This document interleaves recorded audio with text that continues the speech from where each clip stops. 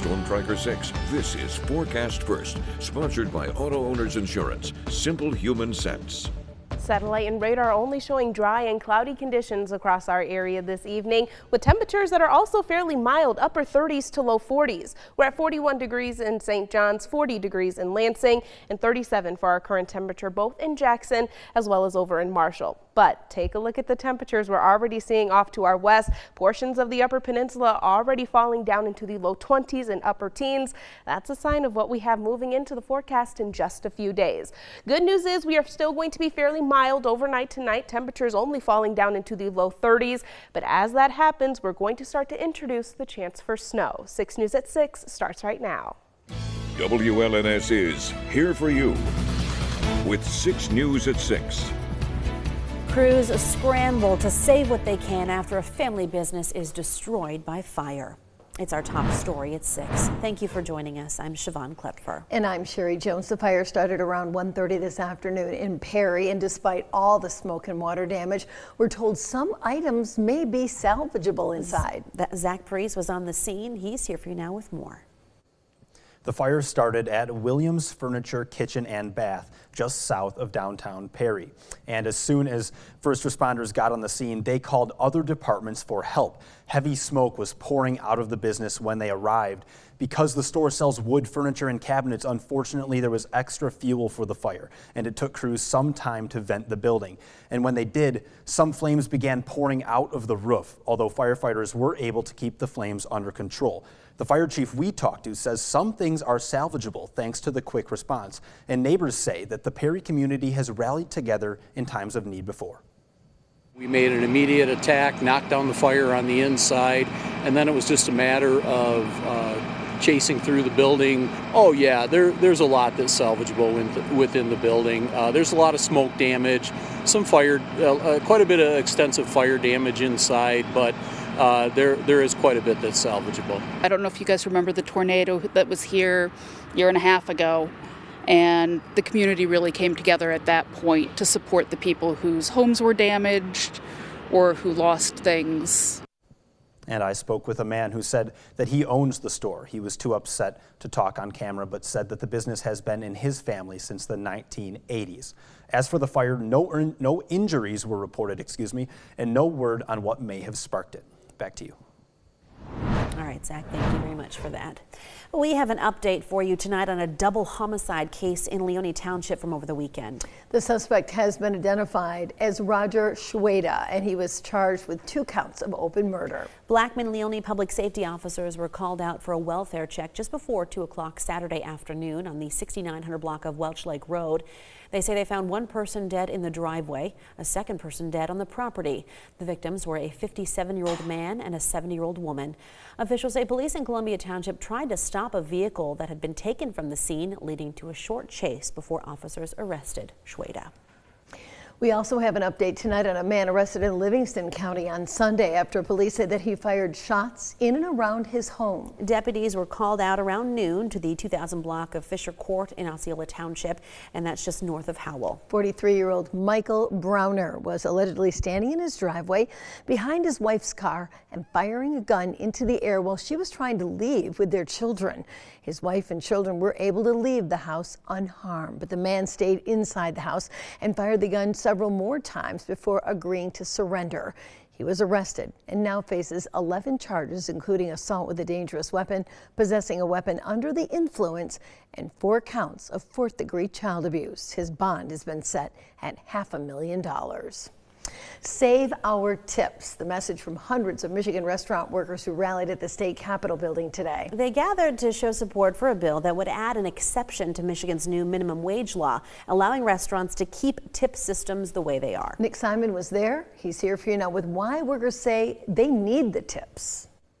Sherry, Siobhan, by February of next year, Michigan restaurants will have to start paying their workers the minimum wage, and the servers and bartenders I talked to are not happy about it. They tell me if that restaurants start adding a service charge, it'll bring an end to tips, and it would mean a lot less money at the end of the workday. They're here because they're about to lose most of their income. If a law that goes into effect in February is not altered by the legislature here during what we call the lame duck period, they're going to all be turned into minimum wage employees. Hundreds of people felt that the issue was important enough to take a day off of work, come meet with lawmakers, and tell them how this is going to impact their lives. The majority of my servers, bartenders are single parents. They're going to school.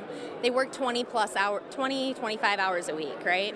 And they make 40 plus a year, 40K a year. What industry can you do that unless you're making tips? Others tell me that tips are a big motivator for workers to give the best service at your favorite restaurants. I've seen a significantly higher amount of tips that I've received based off of being attentive, continuously checking back on them, making sure they hit refills whenever they wanted, writing my notes, talking to them, get personable. That's what this industry is about.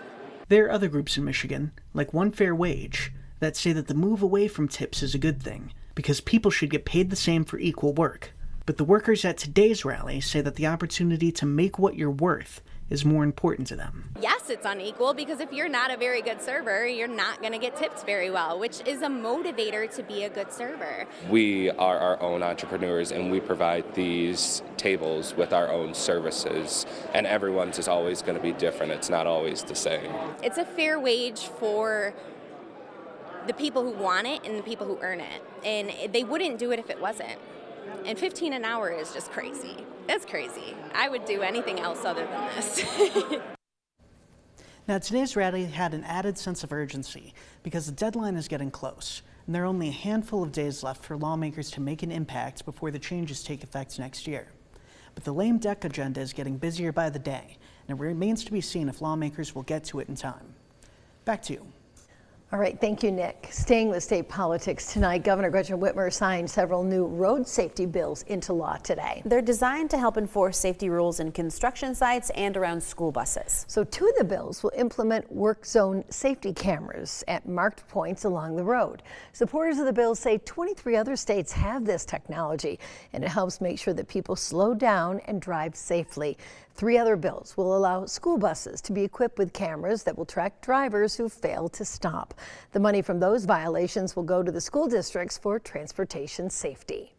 Also focused on safe driving, police in mid-Michigan. And starting tomorrow, more will be out on the roads to stop people from driving impaired. That's right. The Drive Sober or Get Pulled Over campaign begins tomorrow and lasts for 3 weeks. The campaign also includes the city of Lansing. Police tell 6 News the department received a new grant allowing for increased patrols between Thanksgiving and January 1st. Officers say, unfortunately, more people tend to drive drunk around the holidays because they have more time off and get together more often with family and friends. Data shows more than 40% of deadly crashes last year in Michigan involved drugs or alcohol. It's kind of my responsibility to make sure that everybody is operating in a safe manner and gets home safe. So in the city of Lansing, I think if there's even one drunk driving fatality, that's one too many. The Lansing police say never get behind the wheel if you've been drinking. Plan ahead and have a designated driver or schedule a ride with apps like Uber or Lyft. From Storm Tracker 6, this is Weather First, sponsored by Auto Owners Insurance. Simple human sense. It was another really nice day across mid-Michigan with high temperatures making it into the low to mid 40s across the area. However, going forward, we are going to have some winter weather moving in. We're talking about snow and then some really cool temperatures for the second half of the work week. Let's start off on a positive note, though. Today's winner of our Holiday Light series is Riva from over in Holt. She has a wide variety of different holiday decorations, including Santa in the background, looking jolly as ever. Of course, there's still some time to submit your pictures into the contest. To do so, just go to WLNS.com/holiday-lights. National Weather Service has issued winter weather advisories for portions of mid-Michigan. These advisories will begin at 7 o'clock tomorrow morning and then continue until 7 o'clock Thursday morning, due to the chance for some widespread snow accumulations and then also some really gusty winds as well. The system that's going to be bringing us this wintry weather all the way off to the northwest, this area of low pressure and its associated cold front.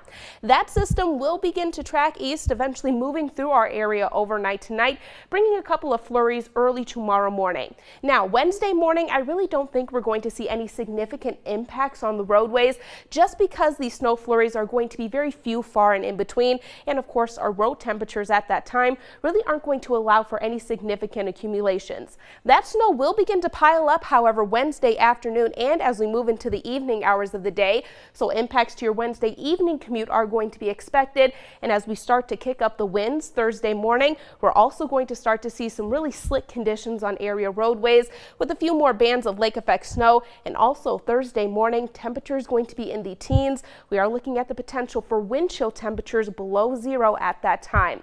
Good news is by Thursday afternoon, even though it still is going to be extremely chilly, snow showers will begin to wrap up and we'll start to see some improvements on the roadways just shortly after that.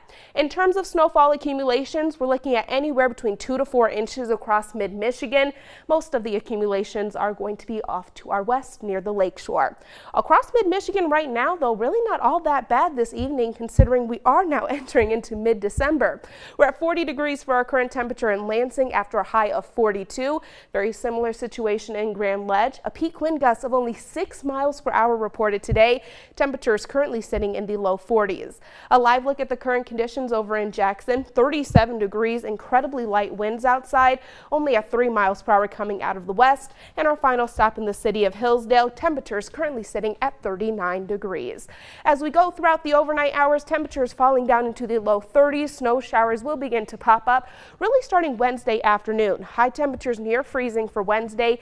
18 degrees our high temperature on Thursday. Good news is those cooler temperatures don't stick around for long. We're talking about rain showers for the weekend with highs in the mid to low 40s soon after that. Geez, Mother Nature needs to make up her mind. What's it going to be? Yeah, she's teetering-tottering back and forth, so hopefully we can get her to cool things down for Christmas at least. Well, that would be great. All right. Well, 6 News brought back one of our favorite holiday traditions this year, and we're asking for your help. We want to recognize remarkable women here in mid-Michigan who are making a difference for their families and community. And we know we have a lot of amazing women, so if you would like to make a submission, just click on the Remarkable Women section of our website, WLNS.com. Tell us all about that amazing woman in your life. We're going to pick 4 women and then profile them during Women's History Month in March. You have until December 20th to nominate someone.